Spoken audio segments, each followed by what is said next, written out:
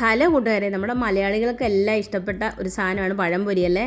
അപ്പോൾ നമുക്ക് വീട്ടിൽ തന്നെ നല്ല ഹെൽത്തി ആയിട്ടുള്ളൊരു പഴംപൊരി തയ്യാറാക്കിയാലും മൈദ ഒന്നും ചേർക്കാതെ. അപ്പോൾ നേരെ വീഡിയോയിലേക്ക് പോകാം.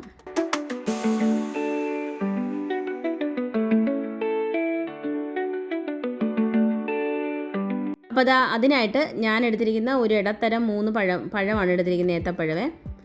അതിന് നമുക്ക് മാവ് തയ്യാറാക്കാം. അതിനായിട്ട് ഞാനിവിടെ ഗോതമ്പ് പൊടിയാണ് ചേർത്ത് കൊടുക്കുന്നത്.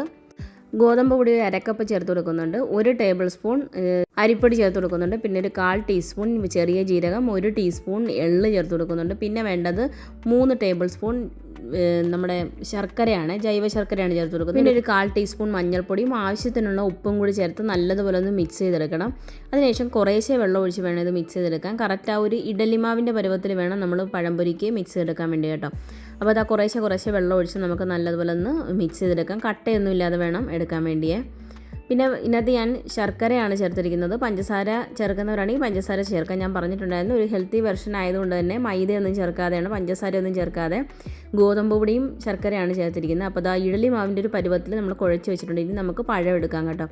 പഴം ഇപ്പോൾ ഒരുപാട് വലിയ പഴമൊന്നുമല്ല കേട്ടോ. അപ്പോൾ ഞാനിത് നീളത്തിൽ തന്നെ ഇട്ട് കൊടുക്കുവാണ്. നിങ്ങൾക്ക് വലിയ പഴമാണെന്നുണ്ടെങ്കിൽ നടുക്ക് 2 കഷ്ണമായിട്ടൊക്കെ വറുക്കാൻ സൗകര്യം അനുസരിച്ചിട്ട് ഇട്ട് കൊടുക്കാവേ. അപ്പോൾ ഇതൊരു 2 പീസായിട്ട് എടുക്കാൻ മാത്രമേ ഉണ്ടാവത്തുള്ളൂ. ഒരു ചെറിയ പഴമാണ്. ഇപ്പോൾ ഇതുപോലെ മുറിച്ചെടുക്കുവാണ്. മുറിച്ചെടുത്തതിന് ശേഷം നമുക്ക് മാവിനകത്ത് മുക്കി പൊരിക്കുക, അത്രേ ഉള്ളൂ. അപ്പോൾ മുറിച്ചെടുത്തിട്ടുണ്ട്. ഇനി നമുക്ക് എണ്ണ ചൂടാക്കാൻ വേണ്ടി വെക്കാവേ. നല്ലപോലെ എണ്ണ ചൂടായതിന് ശേഷം വേണം നമ്മൾ പഴംപൊരി ഇട്ട് കൊടുക്കാൻ വേണ്ടി. അപ്പോൾ വെളിച്ചെണ്ണയാണ് ഒഴിച്ചു കൊടുക്കുന്നത്.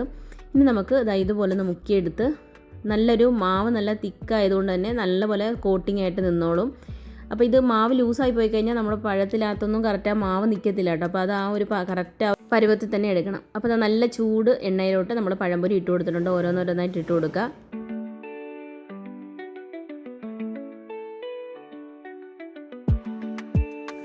അതിന് ശേഷം തിരിച്ചും മറിച്ചുമൊക്കെ ഇട്ട് ഒരു ഗോൾഡൻ നിറമാകുന്നിടം വരെ വറുത്ത് കോരുക. അത്രേ ഉള്ളൂ, നമ്മുടെ പഴംപൊരി ഇവിടെ റെഡി ആയിട്ടുണ്ട്.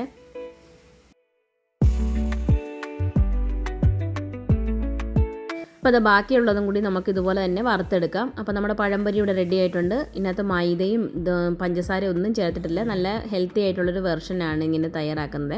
അപ്പോൾ കുഞ്ഞുങ്ങൾക്കൊക്കെ കൊടുക്കാനായിട്ട് ഇതൊരു നല്ലൊരു ഓപ്ഷനാണ്, എള്ളൊക്കെ ചേർത്തിരിക്കുന്നതുകൊണ്ട്. അപ്പോൾ എല്ലാവരും ട്രൈ ചെയ്ത് നോക്കുക. ട്രൈ ചെയ്ത് നോക്കിയിട്ട് നിങ്ങൾ ഫീഡ്ബാക്ക് ഇടാൻ മറക്കരുത് കേട്ടോ. അപ്പോൾ പുതിയൊരു വീഡിയോ ആയിട്ട് വരുന്നതിന് വേണ്ടി thanks for watching. Thank you, by.